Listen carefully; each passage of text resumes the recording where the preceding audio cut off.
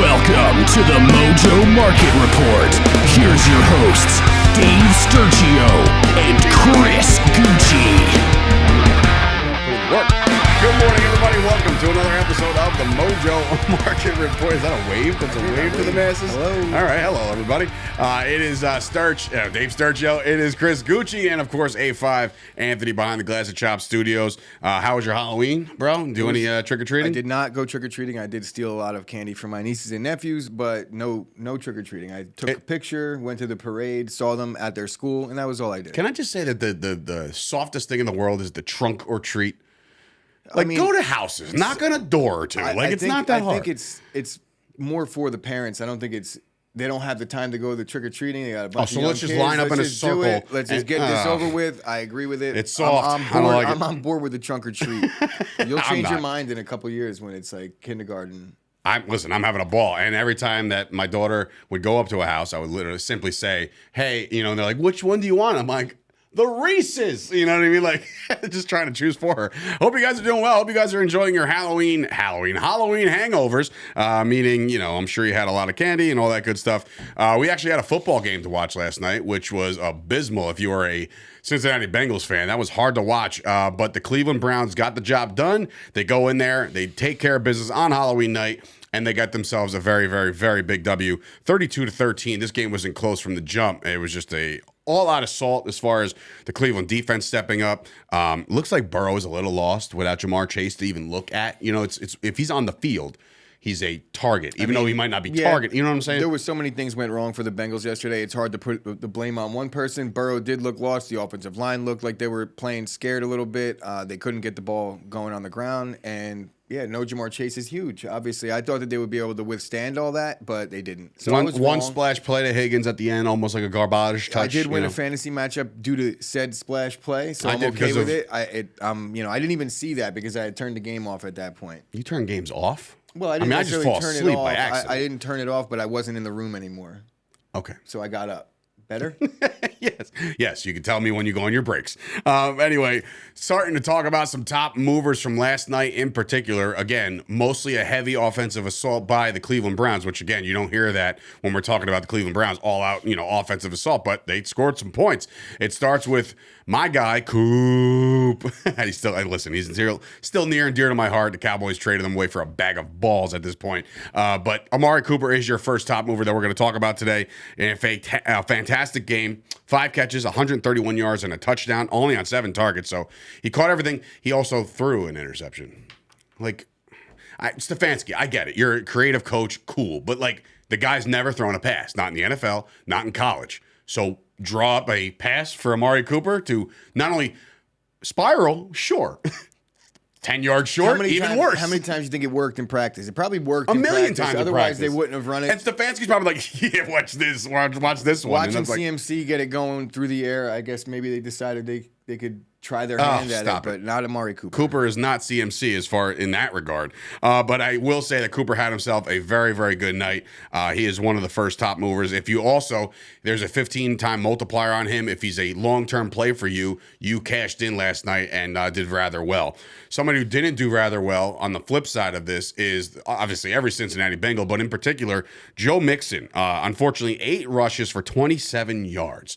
27 yards, man. It's like he couldn't get anything going on the ground. Neither could, again, this whole offense looked abysmal. But at the same time, when you look, you said it yesterday, and this is the Mixon game. We're still waiting for this Mixon day. Yeah, I got an egg on my face here. Yeah. I thought Joe Mixon would be able to get it going because the Browns' run defense has been really bad.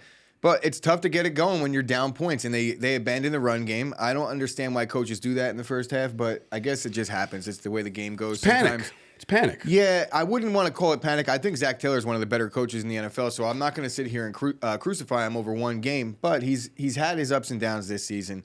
I think you could take a page from Matt LaFleur, run the football. You see what happens when you're a running football team and you get away from the run. Not that the Bengals are, but Joe Mixon has been solid over the past couple years. He hasn't really quite gotten it going yet. I thought yesterday was his coming out party, and here I am saying I was wrong. All right. Well, that takes a very, very bold man to admit when you're wrong. It's been a rough month of October for me, if I must say so myself. So, Guess what? Guess what? Today's November 1st. It's called growth. It's time to turn it over. We are turning a new page. You know what the Packers' record in November is? Oh, here we go. It's pretty good. It's pretty good. Oh, okay, Just good. saying. I'm glad. They got their hands full this week with the Detroit Lions. All right, we'll get into that as we get closer to the weekend. How about a quarterback who showed out last night? And that was Jacoby Brissette. Now, I have questions about this Playing because his little heart out. he really is. A 17 for 22, 278, and a touchdown to Cooper that we said before. But now, look, the Browns are 3-5. They're still 2 weeks away from the return or the debut of one Deshaun Watson. Let's just say, hypothetically, that Jacoby Brissette wins the next 2 games. Is he instant removal? Like, you're out. That's it. Deshaun's back. I understand all the money they just shoved into Watson's face. Short answer is yes, instant removal. Do I have to elaborate as to why, or you just did? The money. It's the money. It's Deshaun Watson. They just mortgaged their entire future on Deshaun Watson.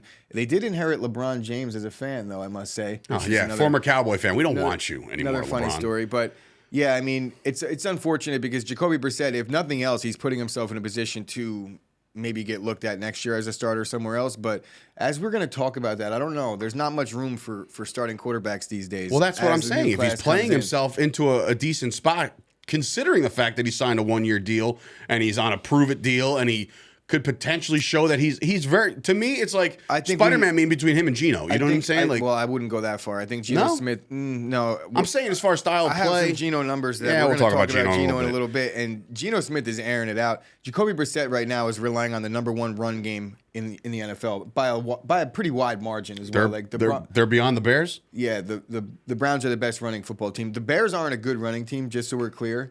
They run the ball. Don't start this. They run the ball a lot. It's just not highly effective. And I don't want to get into this, but I've looked deep into the long numbers. Conversation yesterday. Outside of Justin Fields scrambles, the Bears aren't really doing much on the ground. All right. But yeah, the Browns, they have the number 1 rushing attack in the NFL, and Jacoby Brissett is reaping the benefits of that. I don't know if he goes somewhere else. We've seen Jacoby Brissett, the starter. I mean, he's been a lifer backup.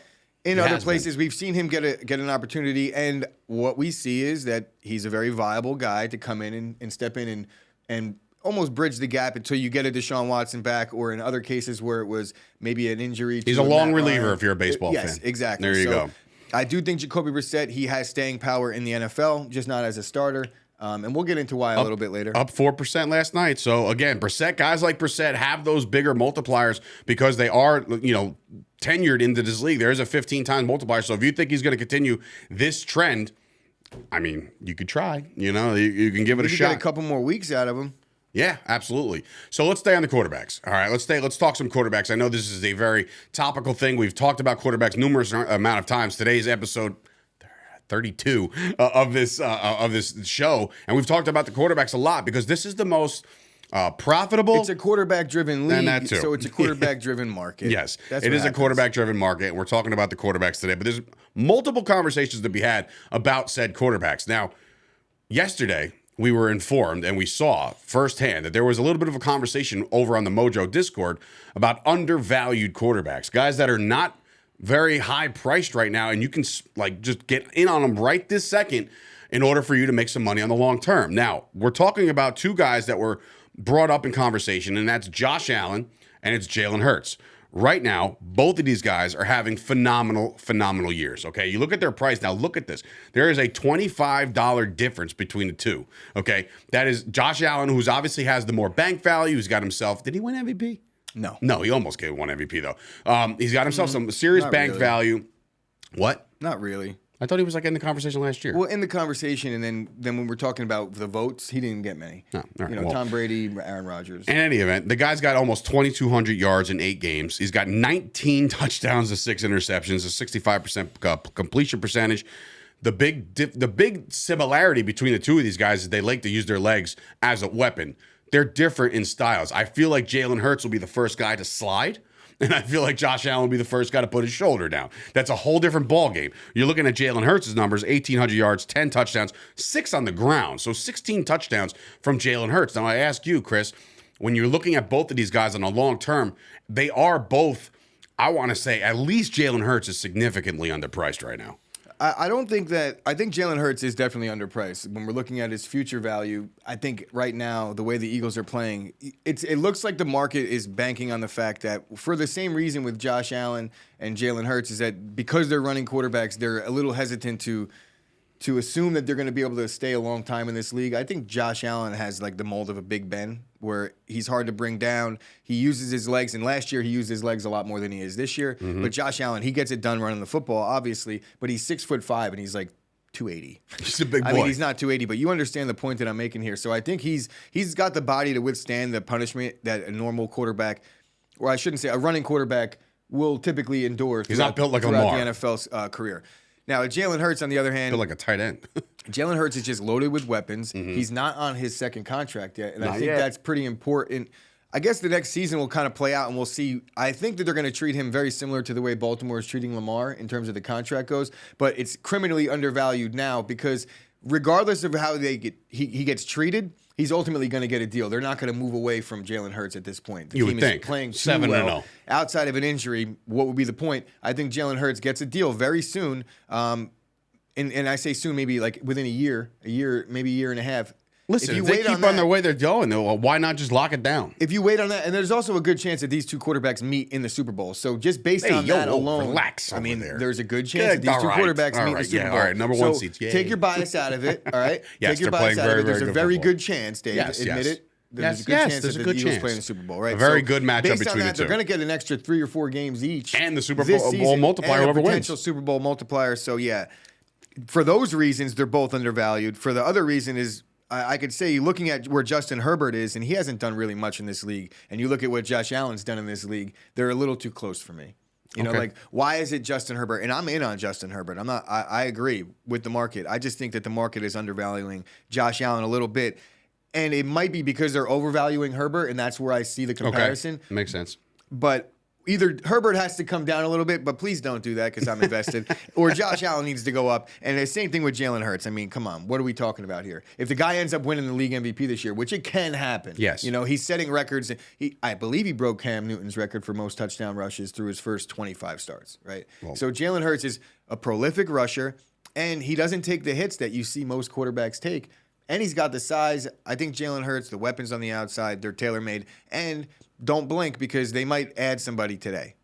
That's very true. It is the trade deadline as we're here. Guess what? So might the Bills.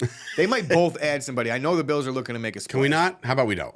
How about the Eagles just stay put? We're good. We're good right where we're at. 7-0. If it ain't broke, don't fix it. Did you hear this rumor? Sure that not. The Bills were inquiring about Alvin Kamara. So if they're inquiring about that contract and that player, then I would imagine that any offensive star, the Bills are in on. That would be brutal. Now, you did mention yesterday when we were talking about these guys, you did mention a guy that's almost left off the conversation. Yeah, it's absurd.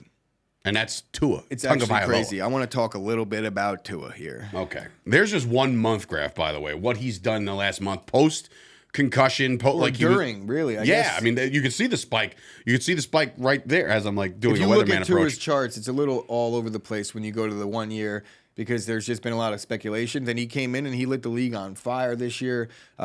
Look, Tua's leading in like a lot of important categories. And he's missed games, so that's a big thing. Estimated points added, and this is adjusted, so it's a little bit more true if you're asking me. 0.372 points added per dropback or per play. Like, that's insane for a quarterback. Wow, yeah. Right now, he's first in the league. Mahomes is second at 0.36, 366. Josh Allen is third at 0.343. The next closest is... This is per dropback? Yeah, the next closest is Jimmy G. Yeah, that's... Right? Okay. So we're talking about... And then there's a huge drop-off between when we get to the Josh Allen and then Jimmy G. There's like almost a full percentage point, which is high in this regard. So the top 3 guys, Tua is leading the charge. And if you look at the weapons and you look at what he's done so far in his career, all this guy does is win football games. Look at the Dolphins' record in Tua's starts. It's actually insane. I think they have like 2 losses over the last 2 seasons. All he does is win. I'm not positive on that number, but I know his win percentage is extremely high. And I'm just waiting because look at where he's valued at. What does it say? Yeah, no, at the graphic. 35.67 right and now. what's his future at? You didn't have it. No, it doesn't have it. But there, so his bank value isn't that high because he's only in his 3rd year, 25th, 26th start in his career. So I think this is the guy, man. I really do. Yeah? Yeah. What are they really looking for? You know, look at what they've done when he was out, right? They were 10-1 since that lineman jumped over the goal line. They were 10-1 since that moment. Tua got a concussion. They didn't win a game. Tua comes back. What have they done? They've won them all. They won them all. So, yeah, I mean, Tua, if it's not clear to you, it's clear to me, and I think it's not clear to the market yet, but it will be very soon. Get on board. This is a playoff team. The Dolphins 100%. Defense is going to be better. This is definitely a playoff team. And Tua comes with a 5-time multiplier if you want to go long on him. So if you want to have some fun for the rest of the season, like you mentioned already, the weapons that he has around him, you don't have to do much. Tyreek Hill has 4 games this season, over 160 receiving yards. That's absurd. I know Tua had nothing to do with one of them, but let's be real, man. This offense is. But Tua, he will benefit with Tua behind center. All right, let's move it on here to another conversation here where it's quarterback controversies. Okay, now there's a couple of them that we brought up. A couple make more sense than others, but when you look at the first one, we bring up the fact that Tyler Heinecke won a game last week, and that's more we can say about Carson Wentz, because Carson Wentz breaks his finger, thumb, whatever it was, he's out for a little while. Look at the differential in price. If you go in on Carson Wentz right now, one, do yourself a favor, don't. Okay, just don't do that. Because Carson Wentz is about to lose his 3rd job in 7 years. Because I've been saying it from way far out, from downtown 3-point land. I'm talking about Tyler Heinecke being a better quarterback and a better fit for the Washington Commanders. Wentz is not the guy, pal. He's not. He's just not that guy. And it's just, I've said it time and time again, Heinecke has absolutely played lights out when he's in there. And I'm not saying like he's lighting the scoreboards on fire. He's winning football games. He brought this team to a division title in 2020, which is, I can't believe that. But what I'm saying is this, Heinecke is the kind of guy that if you want to go in on him, you can, but this is more or less a stay away from Wentz segment, because I'm just like, this controversy is not a controversy because I feel like they're going to realize that quick. Ron Rivera was the first one to say like, oh, the quarterback's got to play better. The quarterback's the problem. And now you have Heinecke and you won a football game. All of a sudden, the football team, Commanders, have to make a decision, and quick. I think Wentz will be sitting on and riding some pine for the rest of the week. I was trying to figure out if there was an out for the Commanders in this Carson Wentz contract. There's been so much movement with Carson Wentz. It doesn't look like there is one, but then I was reading an article and saying that that's not entirely true, but I just couldn't really find the logistics as to why.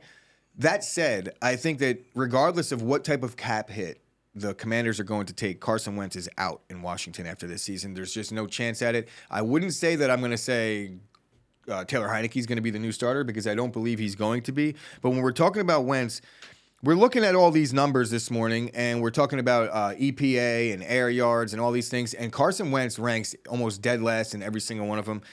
Out of all the 32 starters that were named this season as a starting quarterback to start the season, Carson Wentz is the only quarterback in the NFL that actually has a negative EPA.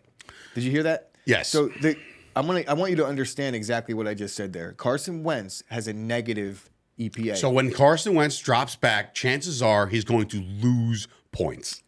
Which is insane. That is ridiculous. It's insane. It's like historically bad. It's not a bias because he's an Eagle or a Washington Commander. He just stinks. I just don't know how historically bad that is, but because I haven't looked at the entire data, but that's really bad for a guy that's had multiple starts in a season. Usually you might see that with a guy that just came in and threw a couple picks in a bad And for the record, to answer your question, after 2022, guess what? There's no more guaranteed money. Bye-bye, Carson Wentz. You are a forever backup somewhere. So I think Carson Wentz, it's safe to say that Carson Wentz maybe might not even be a backup somewhere. Yeah, and I'm not saying that because I don't think he has the ability to be a backup. I just know that he doesn't have the ability to be a starter. Mm-hmm. And it's hard when we're talking about these new quarterbacks coming into the league. There's a lot of guys. There's only a very certain limited amount of jobs. We've talked about this at length over the course of the year, me and Dave, and I firmly believe that there's like 20 quarterbacks that are just firmly entrenched. They're not going anywhere. And then there's a revolving door at the back 12. And even then, some of those guys, they're on their rookie deal and you don't know enough about them. So there's really like 5 jobs. As you bring that up, there's a perfect conversation. A nice segue here for Marcus Mariota and Desmond Ridder. I just want to finish off. I'm not in on Wentz or Heineke. Yeah, no, Commanders quarterbacks. I did see Howell take a big dip. I don't think the market believes in any of these 3 guys as a starting quarterback, and I agree with the market in this regard. The Redskins, the Commanders, will not be picking as high as they would like because they're winning some football games, but there's a ton of quarterbacks in this draft. I feel like they go after one. The Commanders sit at 4-4. Now, Mariota and Ritter is a conversation to be had because Mariota's the seasoned vet. He's been there forever. He's been on multiple teams already. Desmond Ritter, we haven't seen him yet, so we don't know what to expect. But do you feel like, just your gut, is Ritter the guy that could overtake a position without even having to take a snap, if that makes sense? Because Mariota, look, they're 4-4 and they're on top of the NFC South right now. Mariota's on a 1-year deal. I believe so. Right? I think they brought him in 1 or 2 year deal. Either way, I think the plan was to bring Mariota in this year, see what they could get out of him, and see if he could get a resurgence out of his career. I know he's worked with Arthur Smith in the past, the coach of the Falcons, so there's a relationship there. I think he's actually signed through next year. Yeah. So he is. All right, so he's got a little bit longer of a leash than I think definitely longer leash than Carson Wentz. I don't think Wentz is a starter at all, even when he comes back. But yeah, Mariota, bro, like he's actually doing really well this year considering he's 9th in adjusted EPA. With 1.157, and he's second in air yards. So ball traveling through the air when he lets it go, second in the league. And you wouldn't think that of a guy like Mariota, who's largely playing for and with rushing nobody offense. to throw to. I mean, that's not entirely true. I mean, Drake London's fun, but Drake like London outside of that, Kyle it's like Pitts has been a complete disappointment this year. Did you see Pitts' game this week? Yes, I have. And I know that there's a lot of guys on Mojo.com that are all in on Pitts, and I'm all in on Pitts too, but I'm just saying, show me something. I'm man. looking at Pitts, and I've seen something. I've watched them. I definitely do not shy away from Kyle Pitts. That guy is a special player, and he's on his way. Mark my words on that one. Okay. But as far as Mariota goes, I think he's got a longer leash because of the said points earlier. He's got relationship with the head coach. Mm-hmm. But I do think that it's because of said relationship. It's almost like they brought him in knowing, look, we're going to bridge the gap a little bit. And if Desmond Ritter shows something over the course of the rest of this year in camp next year, so it matters a lot how he's responding in practice. If Mariota gets hurt, we're going to get to see Ritter. That's the only case. They're 4-4. They're winning games. Mariota's not the reason why they're losing these games if they are losing. So, yeah, it's the defense on that side of the ball. I mean, I think Mariota remains the starter throughout this season. I don't think there's a controversy. I don't think so either. At 4-4, yeah, there's no controversy. And I like they're Ritter. 1-7. I'm heavily invested in Ritter in like the sports card trading world. So yes, I'm. So that means there is some Ritter. kind of value behind Ritter. I do think Ritter's going to be a good player. Yeah, I do too. All right, moving on real quick. Tannehill and Willis. There is an actual controversy here because of the fact that, look, the Tennessee Titans are built to run the ball. You know what I mean? And that's the way this offense was built around Tannehill, too. They didn't add any receivers on the outsides. They drafted Treylon Burks. He hasn't panned out. He's hurt now. But like, I guess you could say Robert Woods was an addition or tried to help him out a little bit, but it just hasn't really come to fruition yet. But this team is built to run. Now, if you say that in that same breath, built to run, you think Malik Willis is the guy. Like, Tannehill's not your running prototypical, just all-around great runner. He can go, he can run, but it's like Tannehill he's not that. Ryan Tannehill excels in the play-action game, so I think he's a pretty good fit for this system. And we've had this conversation about Tannehill probably for the last 2 or 3 years. Like when we look at the guys that are winning football games, Tannehill's right up there with the rest of them. That's true. I mean, he consistently wins. I looked at their injury situation last year with Derrick Henry, and I said, well, this team's done. They went out to get the 1 seed in a loaded AFC. So let's make no mistake about it. Are they 5-2 right now? Titans? The Titans are 5-2.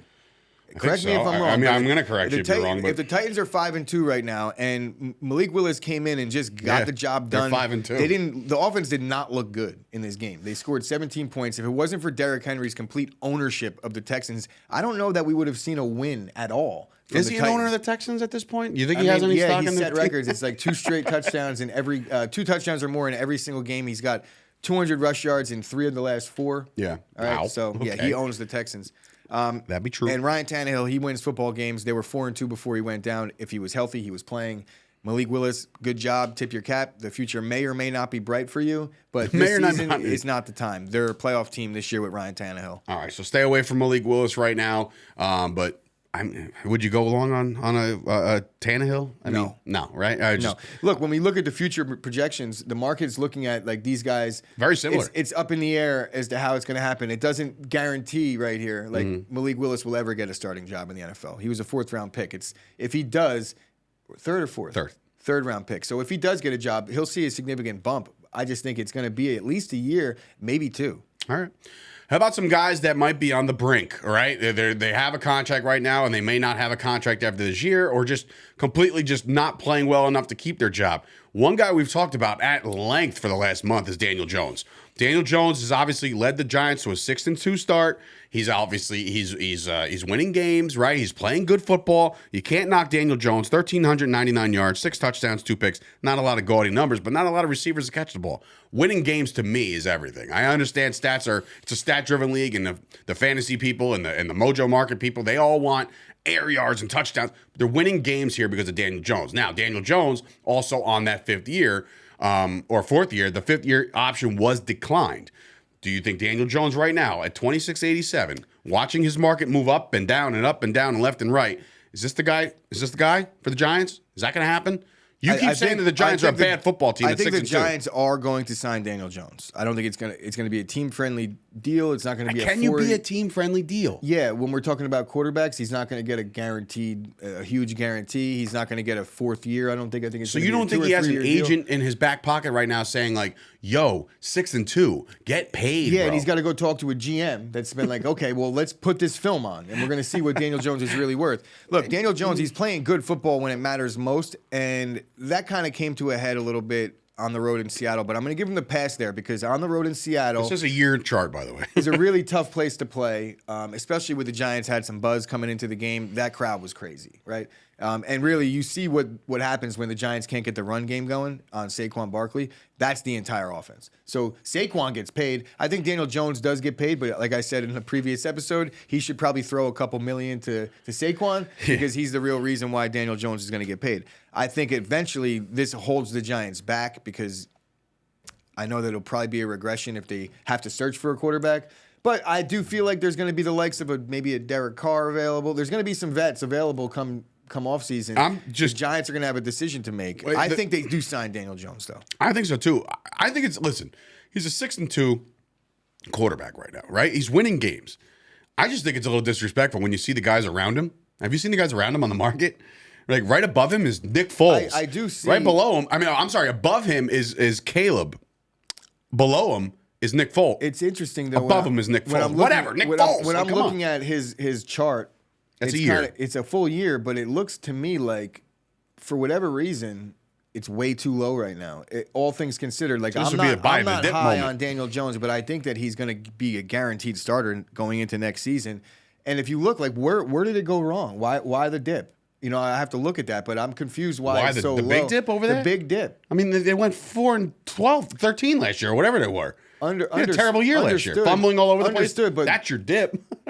Understood, but now at least it's looking like going into this season. But I just said he's not lighting the world on fire. I'm talking about the most previous one. I have to look at how far that is, but he looks like he went up and then he's been down and then slightly up. Considering how good of a season he's been having as far as team football goes, I would imagine that would be a little bit higher. So that's a little scary that the market doesn't believe that Daniel Jones is officially going to be the guy next year.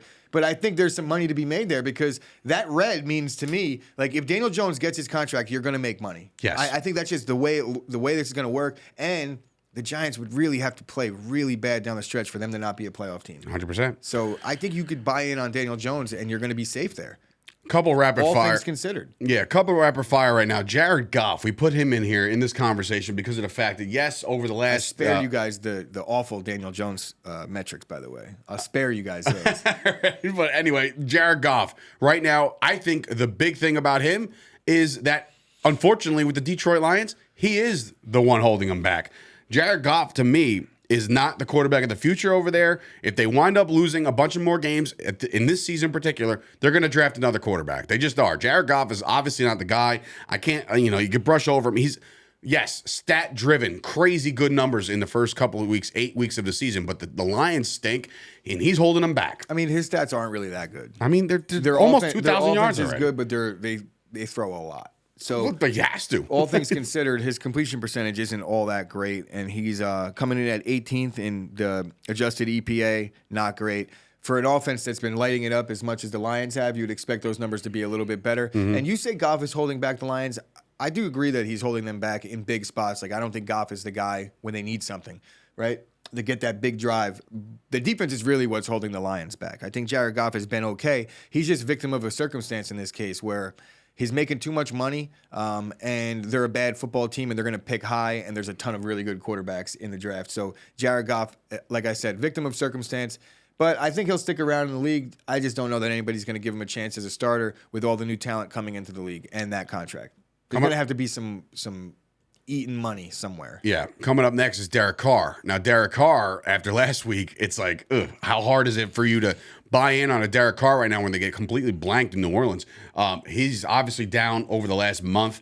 He's down about 6% over the last month. And Derek Carr right now, if you think that things are going to trend in the same direction, he does have a 10 times short multiplier. So if you think that, he's going to have himself some struggles ahead with that offense, and it might be without some pieces if the trade deadline dictates where they want to go with without this. him at this point. I mean, look, I don't really think that there's going to be a backup? mid-season trade for Derek Carr, but I don't think Derek Carr is the quarterback in Vegas next season. Tough situation over there, right? And it's 9 touchdowns to 5 picks. He's just not having a good year right now. And I like Derek Carr as a person, but right now he's just not delivering. And you got your best friend over there to help your stats out, and you have not shown us much in 8 weeks. Same kind of conversation can be had now. This is the bigger conversation, and we're a little pressed on time. But when it comes to Jimmy G and Geno Smith, right? We start with Jimmy G. Over the last year, my man is up 60%. So Jimmy G is balling. The difference is, look what the dip was when he wasn't on a team. That's the interesting part. I think that's I bring these two guys into the fray because you could see where they were when the market didn't consider them a starter, or where they didn't have a starting job. Where Jimmy G, they had Trey Lance going, right? And I think the 49ers have come out on record and said that it's Trey Lance next season. This is still Trey's team. Jimmy G's on a 1-year deal. I remember this whole offseason, Jimmy G, there was trouble finding a home for him, but I think that was largely due to the fact that his contract was abysmal. Yeah, and then they restructured and everything. Yeah. So they weren't going to find a trade partner. And also, I think the 49ers were a little hesitant to trade Jimmy G as much as they said they were.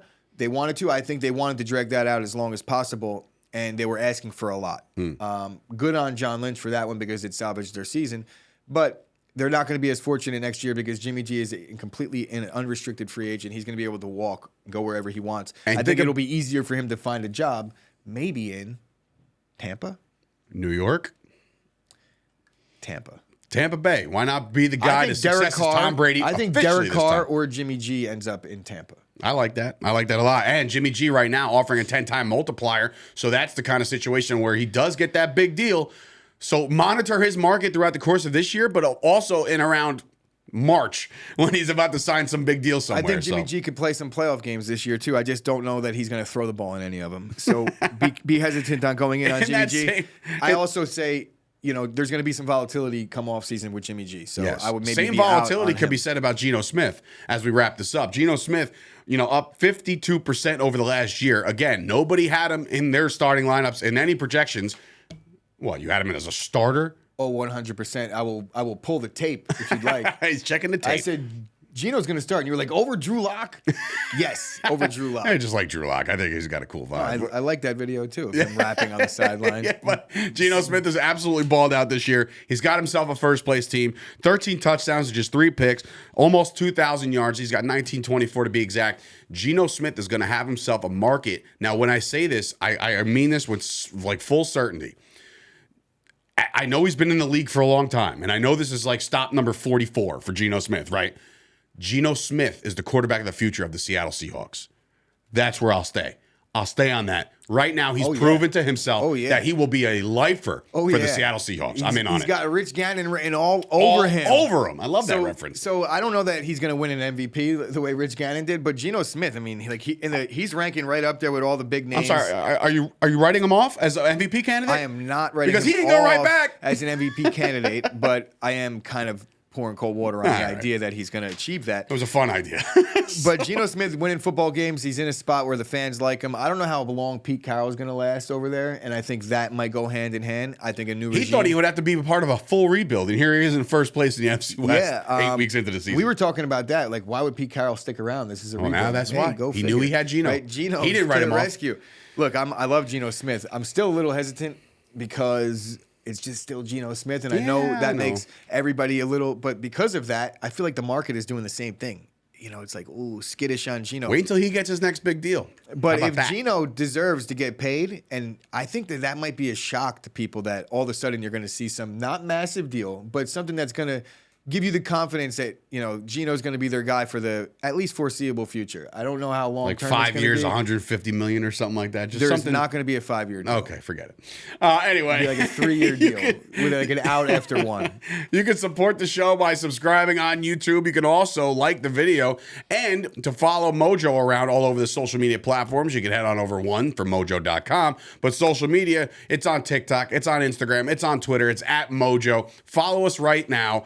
Join the Discord. This is how this whole conversation got sparked, and even a longer episode. We could talk about this honestly for an hour. Yeah. So this would be a There's long. like 4 or 5 quarterbacks that I still want to talk about. Guess what? There's room for more. We can come back tomorrow and do it all over again. So again, thank you guys for joining us. Download the app if you haven't already. If you're watching us on YouTube and you don't have the app, I don't know. Shame on you. There's something wrong. So there's a disconnect somewhere, and I think you should download the app. So for Dave Sturchio, Chris Gueci, this has been another episode of the Mojo Market Report. We'll be back on a Wednesday to enter week 9 of the NFL.